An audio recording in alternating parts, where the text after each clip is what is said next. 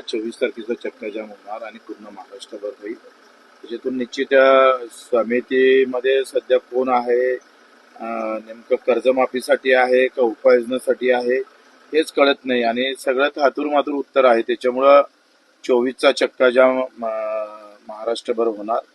जिथपर्यंत कर्जमाफीची ठोस भूमिका घेतल्या जात नाही, तारीख सांगितल्या जात नाही, तोपर्यंत आमचं आंदोलन ठाम राहणार आहे.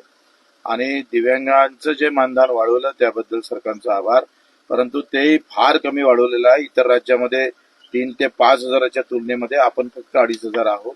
महाराष्ट्र हा प्रगत राज्य असताना सुद्धा ज्याला 2 पाय नाही, डोळे नाही अशांसाठी मला वाटते आपण आवरता हात घेऊ नये.